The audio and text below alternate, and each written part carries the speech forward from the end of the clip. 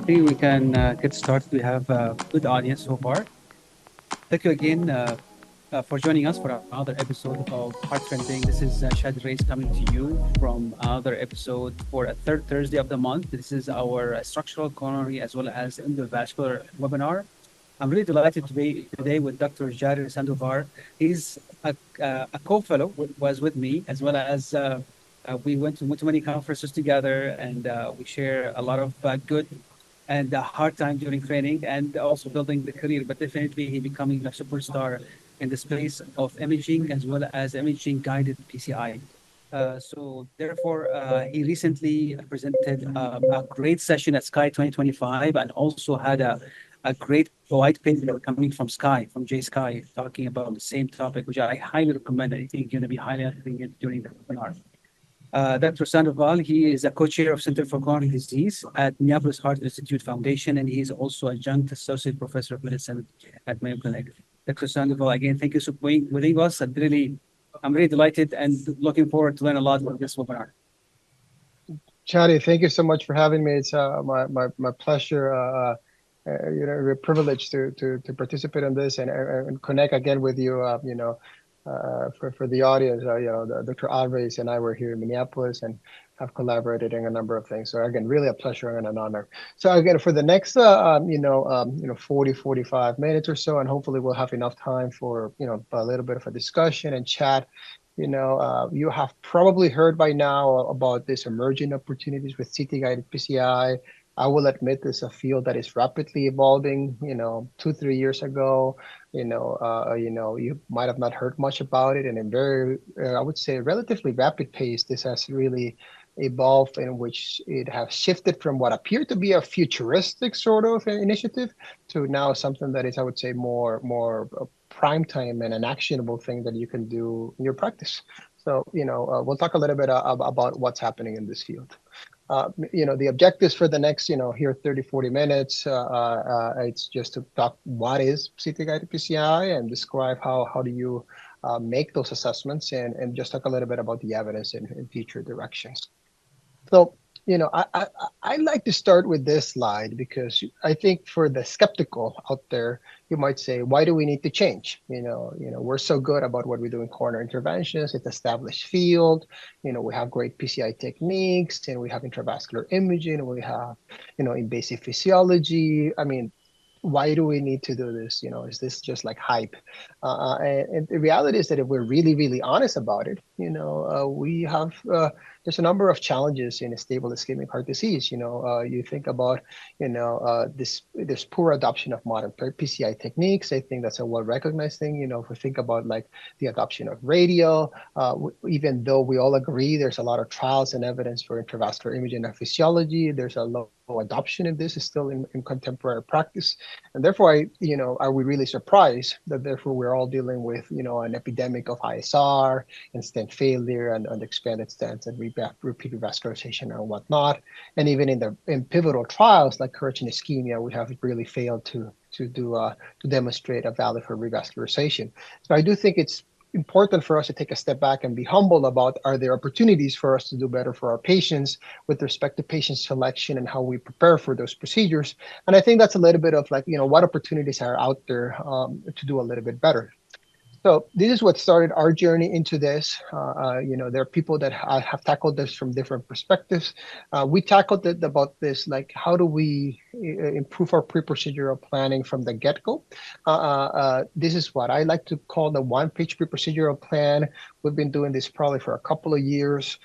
First time we put together some sort of this little clinical package, it took us like 40 minutes or something like that. And then little by little, it took us 30 minutes, 20 minutes, 10 minutes. And now really you can do this on the go. If you know that your patient has a CT next coming up on the table, like an add-on, that you can do this. So what is this? This is pretty much a way to strategize before you enter your whole procedure. For those of you that are in the audience here that do structural interventions, that do like TAVR or similar structural interventions, this should not be an alien thought or something that seems radical. Nobody goes and enters, and does a TAVR procedure or similar procedures that have imaging, left atrial appendage occlusive devices, TMBR, others, without not knowing what they're getting into. But in coronaries, we have sort of like wing it and figure out in the lab. But all these patients are now coming with CT, so you can put together this plan. In the top left, there's something called the MIP, the maximal intensity projection. It's an image that it's automated with all CT scanners. If you with just one click, you get this 3D volume rendered image, and you can already get an understanding of the vessel courses, dominance, tortuosity, understanding of where there might be the disease location.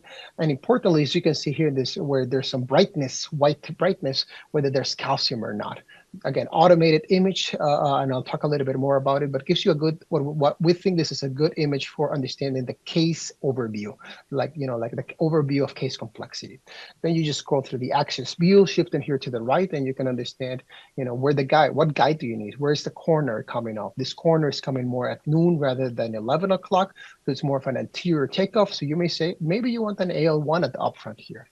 Now, if you shift to the right, similar to what we do with IVUS and OCT, you can pretty much get an understanding of disease length and vessel size by looking at what we call the MPR, the multiplanar reformations, another automated reconstruction that pretty much any software, you click on it, and you get this information that gives you an understanding of disease length and therefore stent length. And you can understand the optimal landing zones, and in a properly vasodilated image acquisition, you can get information about vessel size. And now there's newer softwares and iterations that give us a better understanding of plaque, and importantly, physiology. This is what I like to call that has shifted from traditional FFRCT 1.0 to FFRCT 2.0, in which you shift physiology from a single point of saying this is functional ischemic or not, but now phenotyping coronary artery disease, and now on the right, shifting to virtual PCI. So you take together this plan and look at the right. If this is literally one of my cases that that I will tackle with pre-procedural plan, I can create this checklist and say we're going to deal with a calcific LAD diagonal bifurcation. Since it's the bifurcation, I probably want to deal maybe with a 7 French guide. I want a supportive guide. I know I should not do this probably at my ASC or non-surgical backup lab, and I should do this at the mothership where I have all the necessary tools to deal with calcium, given some of that calcium at that bifurcation. I know I need 2 wires, and I anticipate that I need a 22mm stent under the cranial is the best image. So the question is, if we took a more strategic approach to how we tackle PCI, could we do better? And that's the whole question, and I think challenge that we should be thinking about. If I can get here to the next Quick slide. question, Yader. Yeah, go ahead. Go ahead. We're going to cover this really quick, but this is any CTA software can do this, or is it specific software that you are using? It's a great question. This is, I would say, a challenge right now in the field. Sorry, 1 second. My slides are getting stuck. There we go. I'm going to go back to it. So right now, the challenge, but also the opportunity is that right now, in order for you to come up together with, let's say here, with this plan that we sort of like try to consolidate for clinical practice use, you need 2 to 3 potential different softwares out there. If you really wanted to say, I want the whole full package of everything from basic CT interpretation to plaque and physiology and virtual PCI. Now, if you say, I want to get started with this, the top line here, everybody has access to a basic coronary CT interpretation software, and you can get a lot of planning either way with a basic coronary CT. This is where I say this is again, everything that's being shown in this slide, for example, it's clinically available, and I'll speak on some of the other slides about how this sort of works and evolves. But a basic coronary CT interpretation for an MIP, guide selections, and disease length, you can do this with any software, and I think that can get people going that are interested on this. Now, I think where the field is going, to answer your question, is I think, and this is again resonates with a lot of the people in structural interventions, is like eventually there will probably be more of like purpose-built softwares that can make it easier for us, that you don't have to click into 2 or 3 different softwares to get the answer, and hopefully you can go more to a purpose-built sort of like PCI platform that you can go and get all this planned. But to me, the message is that, because I'll allude to this, for example, there's right now an ongoing pivotal trial that has all this package with a lot of additional information beyond what I'm showing here, and I'll address it in one of the subsequent slides. And that you're like, well, I'm never going to get to that at this point, and there's a lot of investigational softwares. So my point here is that this information, you can get it now, and many of you on the call can potentially have the softwares available in your hospital, but maybe we have been thinking more of about the softwares in a diagnostic way rather than an interventional with their interventional hat. And if we put our interventional hat, you can see you can do a lot of this planning. So maybe to shift here, because I think and maybe there's questions out there, because I think it's a fair question. A lot of people would say, well, again, this is a lot of pretty images, and there's a lot of hype, and this is just maybe the latest, latest interesting thing in interventional cardiology. But the reality is that, as I said, in a very humbling and inspiring way, there's actually been a lot of strong data coming in the past few years. I'm just showing some few trials here that have come over the past 2 or 3 years. So as this technology and softwares and scanners have improved, also the level of data. So here, there's actually a randomized trial for CT-OPCI showing that if you use CT, you improve procedural success.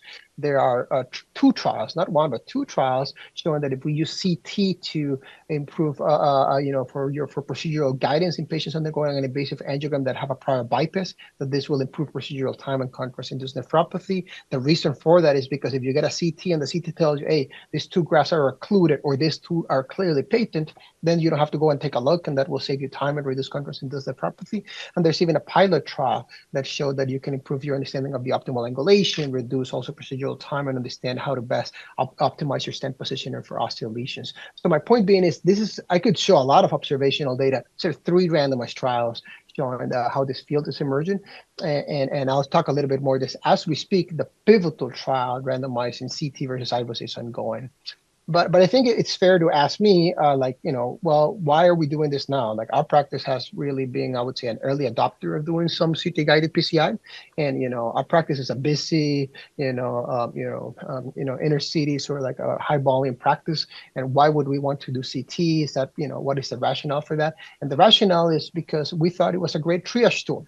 Our healthcare system, we have an ambulatory surgical center, we have a non-surgical backup lab, we have heterogeneity in our labs as well as in our operators and expertise, etc.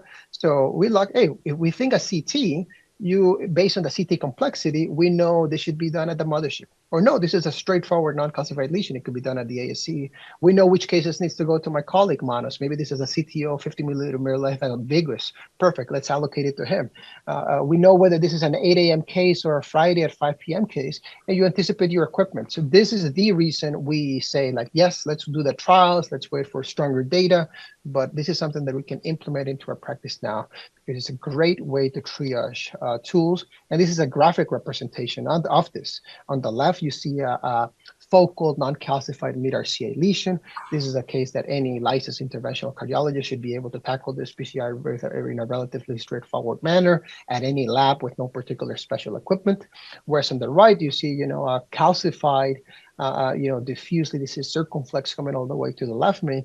As you can see, if we interact with the data, and if I can share a message with the audience today, is that we just need to interact with the data, of shifting from looking just at the PDF report and the EHR. If we interact with the data, just looking at an image, nothing too fancy, just by looking at this image, you can see this is a case that I want to do, at 8 a.m., well caffeinated in the cath lab, rather than my last case on Friday. So you can see how there's just a lot of value by looking at this. And Chadi, feel free to jump in if you see anything. I do like to show this a slide, because the other thing is that, coming like out this issue again, because I do think it's important to address this issue of element of hype, and why now? Why are we talking about this now? And I like this. If you haven't read this book, I really invite you all to read this book from Stephen Johnson, Where Good Ideas Come From. It talks about the concept of adjacent possible, and how each room you have to open each door at each time until finally you are, you're at that adjacent possible. And the issue is that at this point in time, all things align, right? We have better scanners, we have better softwares, we have better understanding of the heart team approach, we have had a better understanding of the partnership with cardiac imagers. So everything came together at the right place at the right time, that now this concept of CT-guided PCI is not a futuristic concept, but it's a real concept.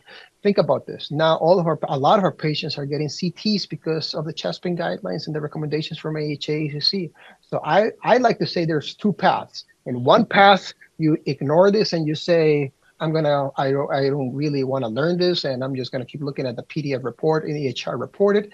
But the reality is that whether we like it or not, patients and our colleagues in the ED at the front lines in the clinics, they're using CT to evaluate patients with suspected angina and coronary artery disease. So these patients are going to come to the cath lab.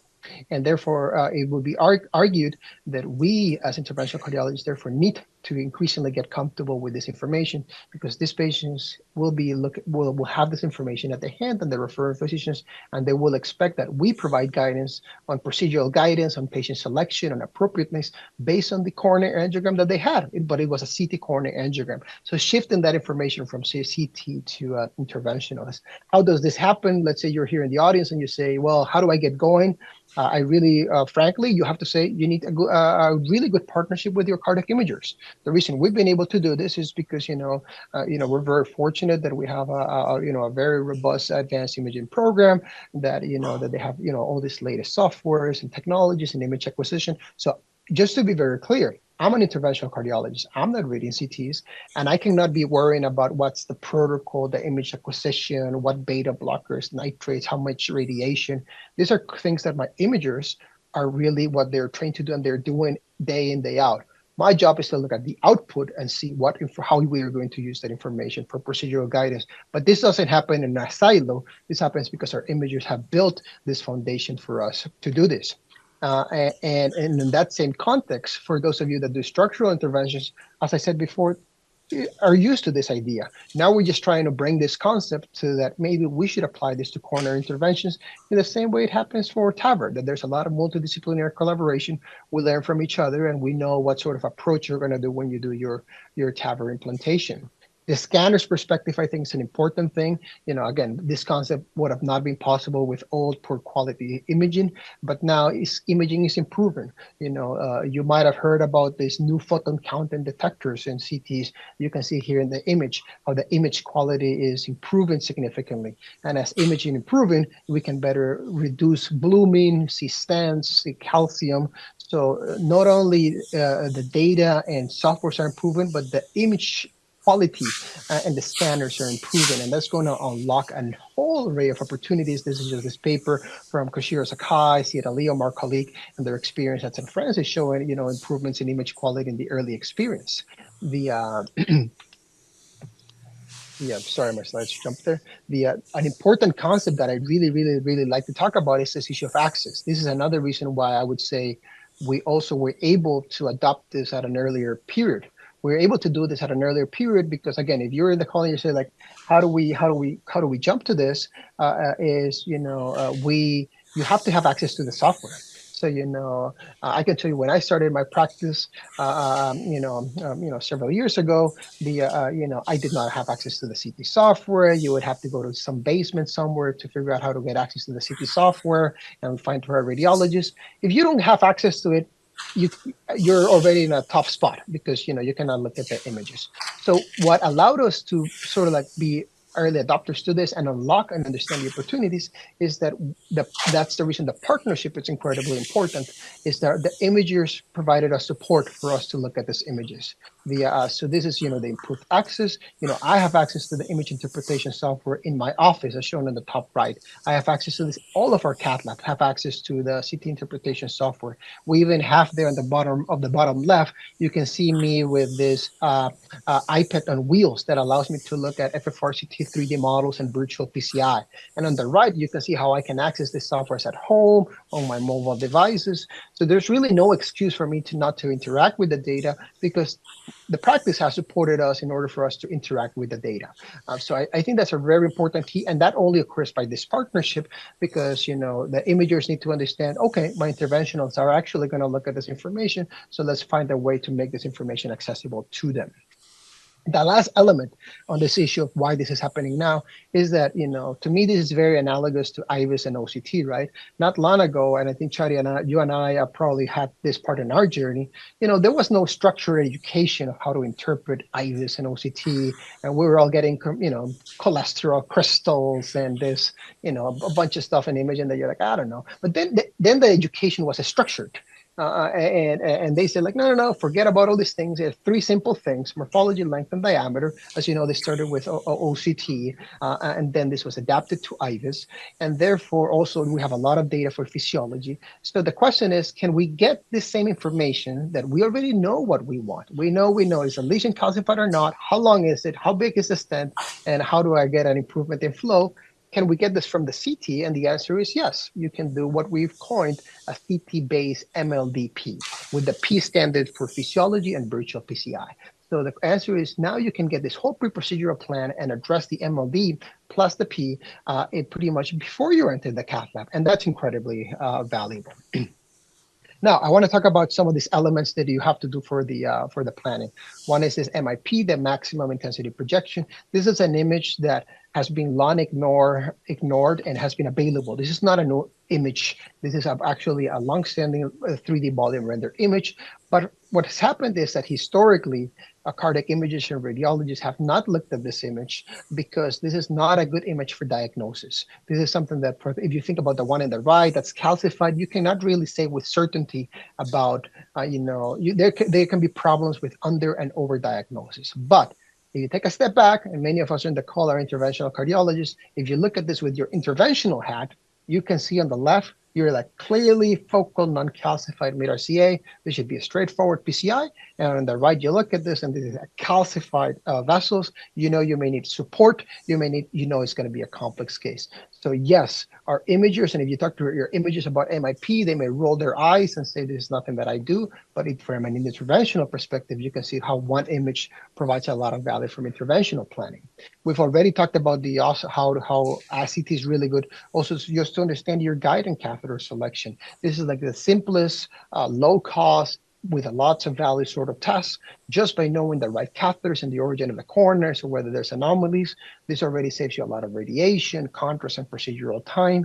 And the message is that the right should come at 11 o'clock and the left corner artery should come around 3 o'clock or 4 o'clock. If they don't come around those origins, they have an abnormal takeoff. This is one example. You can see the right comes very anterior, 1 o'clock. So therefore, if you know this at the upfront, you don't have to have, like many of us, a bunch of catheters sitting there that we've tried like 30 minutes with every possible catheter in the lab. You know it's anterior, it's coming at 1 o'clock, I need an AL1. You engage it upfront with the AL1, you save yourself a lot of time for both the patient and yourself with respect to radiation and contrast. So you can see easily how this has a lot of value, even just from basic assessments of planning.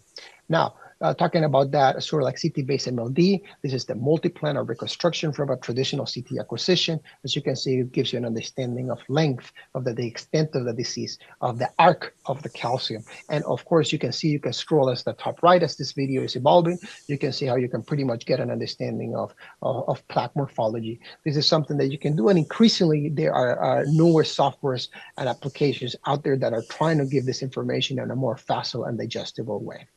An important thing has really emerged with calcium is calcium. If you think not long ago, I think it happens to us in training, right? It was that we were told, this CT has too much calcium. We should not look at it. We cannot speak about it. There's blooming artifact. There's a lot of limitations. Again, shifting from diagnosis to intervention.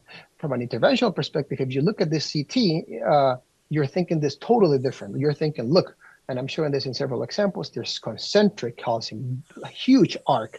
So from a therapeutic perspective, you're thinking, there's a very high chance that I'm going to need some advanced calcium modification strategies, and knowing this information beforehand is super helpful, because therefore you need a supportive guide, a supportive wire, and if you had the CT, like this is not the case for you to do at the non-surgical backup lab or at the ASC. You want to do this with all the necessary tools.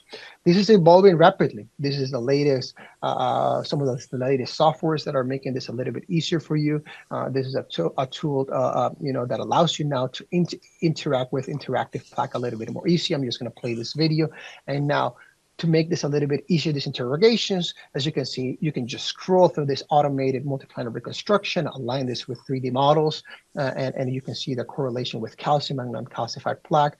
These are tools that are now available in clinical practice. Our practice has implemented this recently, and it's making it way easier to do some of these assessments. Now, I think, as I mentioned before, a common question that I get is like, this is all great, but we know that calcium has a lot of limitations. Fortunately, the data has evolved in this regard. I want to show here, for example, with blooming, maybe thickness is a problem, but here's my message. The message is that calcium arc and calcium length, plaque length, those are things that you can't really affect that much, particularly the arc. Like you cannot fake an arc of 360 that I showed before. So if you have a good arc on CT, I think you can trust that to do some of the planning. Now, calcium volume and calcium thickness as shown here, there's a little bit of overestimation, particularly by volume. But so if you want to start with some of these assessments for calcium, I would probably start with the arc because it's something that we're very comfortable from OCT and IVUS. We know when we see our arc how we want to manage that. So you can do this information from CT. Now, how is this evolving? This is now investigational software. So, we're the leading site enrolling in the P4 trial in the United States. So we've had a lot of fortunately experience with this. This is what do you do in the randomized trial, in which you get now 3D volumes, 3D reconstructions of calcium, in which you see calcium distribution in 3D models, as well as in this ones that give you calcium. And importantly, you see how now you evolve. You evolve from just arc, but the concept of calcium density. The concept of calcium density is becoming increasingly important because now you're thinking about arc, you're thinking about length. Yes, you can look at thickness, but now you can see how hard is the calcium. And if anything that it has like a Hounsfield units over like 300, 400, it's calcified. But as you can see here, if you have a calcium of almost over 1200, this is probably that an NC is not going to do anything on this. So you can see how this is evolving, that CT is shifting to being a great tool for pre-procedural planning and plaque characterization, including whether you need to do advanced calcium modification strategies. I already addressed this, but this is pretty much how in one page you can do a CT-based MLD, including angulation. Now let's talk about physiology. Physiology is incredibly important because again, I think there's been a shift in how we understand physiology, and that it used to be, I can tell you when I started training on this, that you would just do like here, like 1 point distal and say, is this a problem or not? But now you can do phenotyping of coronary artery disease. You can drop markers as it's shown in here in this video, and you can really understand a virtual FFRCT pullback. And as shown in these examples, you can do virtual PCI, and you can drop stents virtually to understand what would be the prediction and optimal post-PCI FFRCT based on the stent length that you've virtually done. This is something that we have been doing in our practice for a couple of years, and it's a very facile tool to use that I think has really helped us promote the use of CT-guided PCI, because you can do this in any mobile device with a CT reconstruction. So as you can see in the example, you just either make a shorter or longer stent based on any position until you say, all right, this is a stent, this is a post-PCI FFRCT that I would be satisfied with. So it really brings the concept that you need to we need to shift, and I think this applies, to be honest, to all physiology modalities. We need to shift from a binary normal of abnormal, but understanding the phenotype of coronary artery disease. Is this focal? Is this diffuse? And as I'm showing here on the right, we have to interact with the data, and you cannot interact with the data unless you pull the model and play with it. And you can see here, you can drop markers all over and really understand, distinguish these phenotypes of coronary artery disease. Because this comes back to what I was saying. Why did trials like ischemia or courage maybe potentially fail? This is a hypothesis, of course, but a problem is that we treated all coronary artery disease the same. And I think it's probably clear, hypothetically, some of the data is emerging, that diffuse coronary artery disease, if we put for full metal jacket, we probably will not yield a favorable result, whereas those that have focal disease with a huge step up, a step down, those are the patients that are more likely to benefit from percutaneous revascularization. This is this particular example. Look at this. Both cases, if you're looking just at the PDF, if you're just looking at the report, these cases would both be reported as LAD with likely functional significant coronary artery disease with the same distal FFRCT of like 0.63, 0.64 in both cases. So on paper, they read the same. But unless you go and interact with the data and do your virtual FFRCT pullback and see the phenotype of coronary artery disease, but all of us can see now very clearly visually that the case on the left, it's a focal lesion with a huge step down. This is something that would likely benefit from PCI, whereas the case on the right is just a gradual decay, diffuse disease, distal. This is something that I think we should manage medically with guideline-directed medical therapy. So you can see how by doing this analysis, we can really get a better understanding of the phenotypes of coronary disease and how these patients are managed. Think about these three models too. Historically, we only think about this for functional significance. But as you can see, just by interacting with some of these 3D models, and the benefit of them is that they're very facile to use. You can just scroll and get the angles. You see here at the bottom left that you can get the optimal angles. You can see here on the left, yes, both lesions are severe, which is my point. There's no question. They're red, there's abnormal physiology. But on the left, you can see this is a shepherd's crook. I need an AL1. This is a straightforward RCA with with no significant tortuosity. I need a JR4. So you can see how this gives you a lot of information. You can get information of optimal angles. This is one of our cases early in our experience that to me demonstrated the emerging promise of this technology, because I would say I would not traditionally use a plain LAO image to deploy a stent. But in this particular case, I went ahead and before the case, I understood that this LAO, plain LAO image gave me the best projection of that OM branch without foreshortening. So therefore, when I went into the cath lab, I did not take 4 images. I just took the image that was the right one and I deployed the stent. And I'm like, oh, this is interesting. It saved me contrast, radiation, and time. You can do, I could show a lot of examples of these virtual predictions, but you can do something that is very promising is that you can do two stent techniques. So you can do virtual PCI, a provisional, or long provisional. You can drop a two stent technique. And it's actually a great tool to understand bifurcations. We've published some of this work, so that's a lot of sub opportunities there. Now, you would say, what's the data for this? Besides the nice image, kudos to Jerome Sonk and Carlos Collet in the at Als in Belgium. They actually did a very elegant study. They went ahead and matched all these predictions to hyperemic pressure-wise motorized FFR pullbacks. And they matched this to the predictions over 97,000 match FFR values, and they showed that there's great agreement. So this is what made the tool therefore clinically available, and that's the reason we have it in our practice and have been using it. When we started using it, this is one of our examples certainly in our practice. When we started using it, you can see this prediction. If you drop a 38 millimeter stent in the LAD, the predictive value is 0.86. When we started doing this tool, and here you see the prediction is 0.87, we were doing a lot of invasive physiology to understand, do we trust this? Do we believe it? This was one example that really demonstrates how these predictions, really work very well if you have a good quality CT and image acquisition. And then we were able to evolve. I mean, we continue to do a lot of pressure wires, don't get me wrong, but then we were able, how do we streamline this workflow for everybody? And this is where I think we were able to sort of like innovate and sort of coin this new term of a wireless end-to-end physiology, in which you can do FFRCT for all your procedural planning.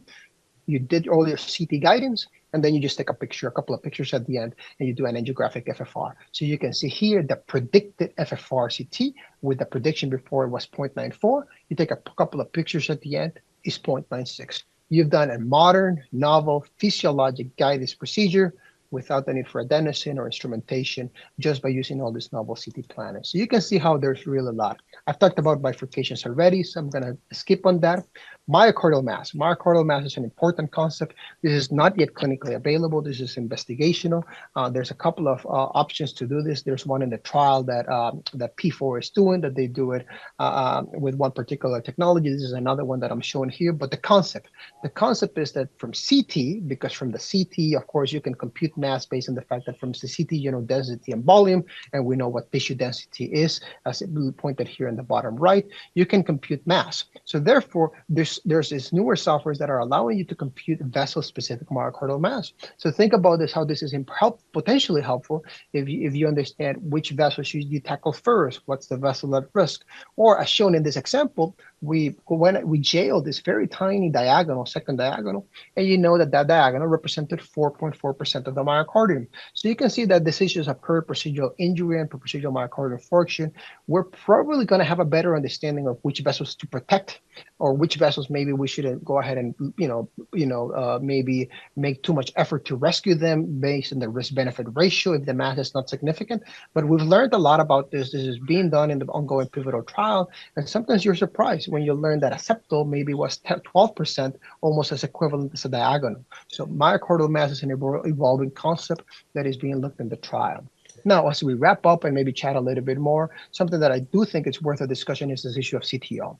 The nice thing about CTOs, as compared to some of the other things that I've addressed that we arguably need a little bit more data, interestingly enough, for CTO, we've had a trial for 4 years. There is a randomized trial since 2021 that randomized patients with CTO to routine guidance or CT guidance, and the trial was positive, particularly for those patients that have complex lesions. The difference here is that these CTs were done, by expert radiologists, core lab that are giving you this, this very advanced analysis. But CT is known that all the scores that we do have been validated, or they're CT specific scores for CT, and they're as good or better than the angiographic based scores. But importantly, the complexity before you enter the lab. This is the traditional approach for CT. You can look at the SMIPs, you can do a slice thickening, you can see the course of the vessel, you can see whether this is tapered or ambiguous, you can see the CTO length. And yes, you can do this with a lot of traditional CT software. But some people have perceived that maybe the reason CT hasn't really been implemented in clinical practice is because it's a little bit tricky to do this. And maybe your imager, isn't able to support you doing this, or it's hard to communicate and get this done, or you don't have access to this image interpretation. And this is where this field is evolving with AI. This is AI QCT, in which there are now tools that will allow you to have an AI-based detection of CTO. As you just click on one button, and there it automatically shades the CTO, and therefore you can just scroll back and forth through the multiplanar reconstruction and understand what the CTO length is, what are the features. And again, this is something that now for CTO specifically, we've been exploring quite a bit, because it makes some of the CTO analysis pretty fast. So I think I have another image here. Again, you just go and do an AI-based CTO detection. It automatically shades that. You can do the length assessments based on the shaded area. So before you enter the lab, with one click, just to be clear, I am not a licensed level 3 CT reader. I'm an interventional cardiologist, but now I can do this analysis and enter the cath lab with a better understanding of, as you can see here, is there a side branch in this particular case? How long is the CTO? Is it calcified? Is it not calcified? Is it tapered? Is it not? And by using this information, I can now implement this on the grounds that we're sitting on a randomized trial. This is helpful also because you can know before the case that if there's a CTO, you can triage these patients to your clinic. And we think this is an opportunity for better allocating patients to clinics based on if they have CTOs. Our practice has a big CTO volume. So, this is an opportunity if you want to identify how to bring patients with CTO to your practice for a consultation on the issue. Now, this is some of the correlation doing this, showing that how you can do the AI-based CTO. And as you can see, you can now display this on 3D models on some of those matches of CTOs. So this is something that we've been doing in our practice, and we have recently presented actually at CTO Plus earlier this year. But practically, the reason I like this is because, as you can see, if I get this 3D models, I can see this is a relatively short CTO on the left. I want to do this case early in the day, whereas this is a long CTO involved with the bifurcation. It's a great case for monos to do. And I'll go home and have a cup of coffee after doing the short taper CTO. I'm okay with him dealing with the complex one. But, to wrap up, I think it's clear that at this point we're in the early adopters phase, and we need, a little bit more trials and implementation science. But I think this field, as I said at the beginning, is rapidly evolving. I think there's many opportunities for people to, I would say, to get involved and contribute to the emerging opportunities. The ongoing pivotal trial, it's about to finish completion. This is the P4, 1,000 patients being randomized to CT versus IVUS. We've had the privilege to contribute a number of patients to this here in the U.S. And this, a year from now, will hopefully provide data that I think will even enhance a lot of the interest in these opportunities. This is the package that is being done in that trial, which includes everything that we've talked about, including some investigational applications, but importantly addresses plaque and physiology. And this is the an important thing to wrap up that addresses a concept that we haven't talked, is that you, in addition to do all this pre-procedural planning, there's also evolving interest in intra-procedural use of CT. This is in the trial, we do actually CT co-registration. As you can see here, as you rotate your C-arm, the the model moves in front of you. So this will help you assess in the middle of the procedure about what is the optimal projection that will help you with your stent planning and stent position. So this is something that we're doing in the trial. we did our first case, late in the fall last year.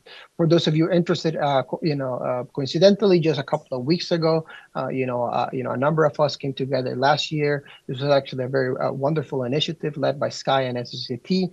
They took people from all over, imagers and trialists and people that did CTOs, people that were more physiologists and cardiac imagers, and they put all of us in a room to say, what are the unmet needs and opportunities?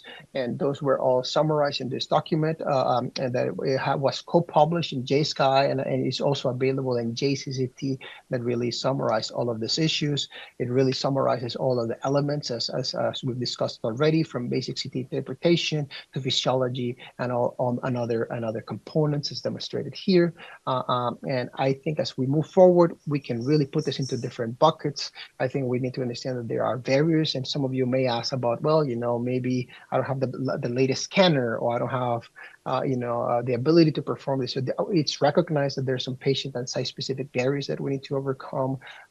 Scanners are improving, and I think in order to do a reliable, CT planner, we need access to modern scanners. The visualization tools, I think the keys that we want, as mentioned there in the slide, purpose-built workflows, and I think this is evolving in that direction. We clearly need more research. The trial is ongoing, and there's other efforts going in that direction. Training is a big aspect, and I'll address that. And partnering with our imagers. Again, I can tell you, I've learned, I thought I was really good at physiology at imaging because of all the work that I had done learning about intravascular imaging and pressure wires and all these things. But my knowledge of physiology and plaque has really been brought to another level by partnering with our cardiac imagers and learning about how we can look at the coronaries based on the CT. Education is it's an important opportunity because, as you know, I think here, like this presentation, this webinar, we can talk about the emerging opportunities, but ultimately we all need to learn where to click and how to actually do CT-guided PCI. So now it's shifting from the why to the how to, and we've hosted a number of these sort of like summits in Minneapolis where we've had a lot of people coming to learn about this together. It's more a think tank. I don't think the road is yet set on this. There's been nice discussion where we talk about the opportunities, and on the right you can see there's a lot of interest in doing this sort of like workshops where we can all sit together and really share, like, okay, this is where you click, this is how you open this and whatnot. Because again, I'm showing here some nice pretty images, but of course the next challenge is, well, how do I actually click and get this done? So we're working a lot on evolving and trying to do this. My colleague Manos Spirlakis and I actually have a podcast that we chat about some of this stuff for those that are interested in talking about this, and have a little bit of a series on that. And there's material like this here with Dr. Alraies and others that address this. So I will wrap up by saying that if I can say one message, is that we need to shift moving forward from looking at a PDF report and the EHR that says severe CAD, consider angiogram, to interacting with the data, and that if we interact with the data, there's going to be a lot of opportunities for patients and us as operators to better plan our procedures. Thank you, guys. I'll take any questions if there are any. Thank you so much, Jared. Really, I mean, a great overview. I really appreciate, number one, the highlight, the awareness, and also the increase of utilization of technology. Just one comment, I think we went through it really quickly, is the bifurcation. So if you have time, just to go back, show us some bifurcation, either a case or how we would virtually plan for a procedure. That'd be great. Yeah, absolutely. Let me go back to that slide here. Let me just share my screen again. But as I pull the slide, I'll say that I think all of us, right? If we go back to our early days of training, you're like, what do you mean, collate or crush or provisional? The nice thing about some of these virtual predictions is that you can do some of these applications on mobile apps, and you can pretty much take as much time as you desire, and do all these different assessments. So yes, you can do physiology, and you can look at the side branch and the main branch. But here, maybe at the bottom here, I'll add to your question about how to do this. So again, with this virtual prediction tools, you can literally drop virtual stents any way, shape, and form you desire. Here, I'm doing a provisional, as you can see here in this LAD. And see, I'm going to cover from here to here. And right now on the slide, it's trimmed, but you would know the length of this stent that you're doing. And you would say, okay, this is a provisional. And by doing a provisional, I'm going to get this FFR from 0.51 to 0.82. And now you say, well, but I'm concerned about the side branch. It has some disease. Can I anticipate before I enter the procedure? What do I need to do for the side branch? And you can go ahead and plan it. You can say, all right, from here to here to cover close to the diastema of the diagonal, it's a 12 millimeter. So as you can see, before you enter the procedure, you need probably a 34 millimeter for the LAD and a 12 millimeter for the diagonal. So to me, from a bifurcation perspective, this is super helpful because just by looking at this model, if I were told this is my next case in the cath lab, I'm like, all right, there's a bifurcation LAD diagonal. I need a 7. I want a 7 French guide. I personally like 7 French for this bifurcations. I want 2 wires. I want one in the diagonal, one in the LAD. You can do some plaque analysis to understand whether you will need to prepare this more aggressively or not. And after that, you can say, we might do a provisional, or you might say, I'm already anticipating that I'm going to do a 2-stent technique, so I'm going to need a 12 and 34. I can tell you that from, again, personal experience from us doing this, our techs love this because they say, Dr. Sandoval, when we do these cases with CT with you, you already tell us everything that you want before. And this is great because, I pretty much tell them I'm going to need A, B, C, D, and E. So they already have it all in the room and they really like it. So yeah, I think this is great for planning, but it's also a great educational tool because, all of our fellows that they're like, I still don't know this, they can go ahead and interact with this sort of like virtual modeling. And again, I'm just showing here an example of a crush, but I can do an example of a culotte or anything you want. My question came is, thank you for so much for the bifurcation answer. How the question came is related to if we have a CTA in our system, but is it just a software to implement the virtual implementation of PCI, or is it completely software and the patient has to be prepared and the scan has to be completely done by high technology? No, it's a great question. So it's a question that we often get that I think I'm glad it was asked. So just to be very clear, our CT experience, and that's how we've done it, it's largely based on CTs that were obtained for clinical purposes. So these are patients that had a CT already performed in the clinic because of the patient who had some anginal symptoms, in the ED because the patient presented with a suspected ACS presentation. So based on the CT that was already acquired, you can do all this planning that I've demonstrated. What is often done is that you can do it's post-processing. So based on the images that were acquired, you can post-process those images to do all this analysis. Some of the analysis that I've shown, what they do is that depending on the software that you have, they are sent to a cloud-based system, and you get, for example, physiology and plaque analysis, for you to do subsequent analysis. This is, again, a different approach to how imagers are looking at this. Imagers are doing this for diagnostic purposes. The nice thing for us is that by the time these patients are referred to the cath lab, few hours have passed by, and by the time you look at it, probably you can have the luxury of looking at all these assessments. But just to be clear, this is not an additional test.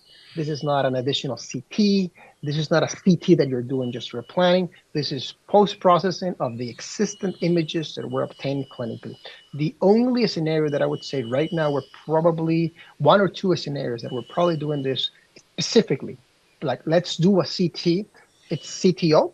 So in CTO, I can tell you that if we have patients that are being referred to CTO for CTO for PCR for a practice, including patients that have a prior angiogram from an outside hospital, we have a low bar to do a CT for PCI planning because we can get this whole plans and assessments. So CTO is one scenario that, again, that we're doing the CT specifically for planning. The other one is like potentially bypass patients that were like, oh, we don't have the surgical report. Nobody knows whether this is a 2 or 3 or 4 vessel bypass. We're sitting not on one, but on 2 randomized trials saying that maybe we should use CT for those patients to help with their outcomes. So that's another population so that we specifically. Otherwise, it's based on the existing CT. Definition. This is really great for planning for grafted unknown, saving contrast and radiation. Do you have any data, or have you in the process of showing any data that this technology and planning will minimize both? Minimize both what components? Radiation and contrast use for PCI? There's emerging data. I'm going to go back to one of these latest, but even Actually, the bypass trials specifically that I showed here at the beginning, I'm going to try to scroll back. Those are actually trials that have specifically shown reductions in procedural time and at the endpoint, not just contrast, but the endpoint of contrast-induced nephropathy. And the pilot trial on the right showed reduction actually in all of them, procedural, contrast, and radiation. The ongoing pivotal trial that I've mentioned, the P4, I think will probably provide the most robust data because that trial, as compared to this ones, these are trials of lesion subsets, a subset of bypass and subset of CTO and subset of osteal lesions. The P4 trial is of all comers. So if that trial shows a reduction in these issues, I think that will be an important contribution. Because the other question that we sometimes get is like, well, what do you mean? We're doing now contrast load twice. We're doing the contrast for the CT and then you have to do an invasive. But remember that if you do it for CT, even the nomenclature has changed, right? I mean, here it still says contrast induced because I think I copy pasted this from the paper.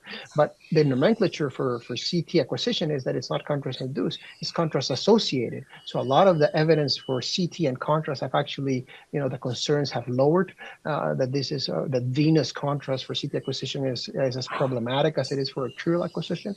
So, you get your CT and then you don't have to take all these pictures and use all the scaffolders. You know where the problem is. You quote unquote did your diagnostic angiogram. You can just go with the guide, take one picture. You know where you're going, and at the end of the day, I think it's probably a net positive. Again, these things need to be validated, but this is the signal. Yes, there should be a reduction in procedural contrast and nephropathy. I'll tell you from my own anecdotal experience of being an early adopter of this, is that yes, in those procedures that I have a CT, it's way more facile because I can already tell the fellow, nope, don't shoot the right. It's non-dominant. This is a lesion in the circ. We're just gonna go up from with the guide, go with this wire, but instead it's way easier. So from clinical practice, usually patient comes in with the angina, we do stress test positive, and then go to the cath lab. Are you suggesting that these patients like with stable angina should go to CT first to rule in or out disease, and then therefore it would help you planning the procedure?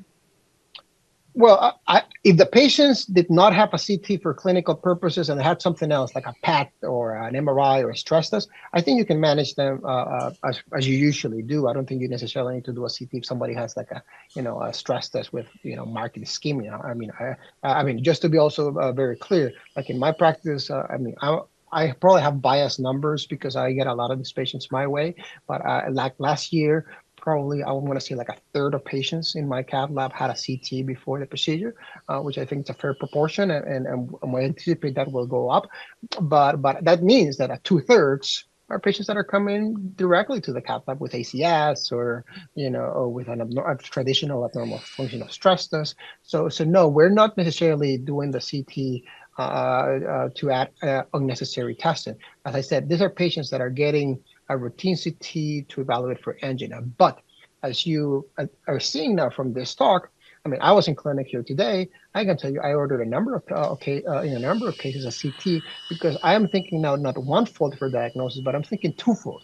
I'm thinking rule in or rule out CAD, and if I rule in CAD, now I can get 2 for 1. I can now go ahead and already know the procedural equipment and everything, and based on that CT, I can therefore say, oh, I want this case to be done at Abbott, or I need to do this at the ASC or whatnot. So it adds a layer of value. But again, it's the reason I think we have been sort of like supportive of using this. But no, we still do, of course, you have to do what you have to do, and we still do a lot of the other imaging modalities. And there's some patients that, again, if somebody shows with a high risk end stemming, nobody's you're not going to do a CT. You're going to bring this patient to the cath. Well, Dr. Sandoval, really, thank you so much. Very enlightening webinar. This is, I think, your we always think that we are done with coronary. We have to still think of structural, but always you brought up a new kind of angle for coronary intervention. And this is the CT planning is very useful, as you mentioned, especially for people who have CTA before. And the capability of this technology and involving AI in analyzing these lesions also help planning, minimizing contrast, radiation, and patient outcome. Dr. Sandoval, thank you so much for your amazing work. Again, congratulations for the white paper published by J Sky just 2 weeks ago at the Features at the Sky Conference 2025 in DC, and all for the work you have done. And for people watching us also, Dr. Sandoval, Dr. Bulak's Scrum workshop that's going to take place in October, right? October this Nice. year in Minneapolis. Yeah, If you're thank you, interested. thank you, Dr. Alraies, and privilege, and yeah, congratulations to you and all this. Great opportunity and privilege to participate in this. Thank you. And for all our viewers and listeners, thank you for watching us. Stay tuned. This is the Heart Trending webinar coming to you for every third Thursday of the month from Heart Webinar and the FACET. Thanks for all the people putting it together, the FACET family, and everybody behind the scene. Thank you and have a good night.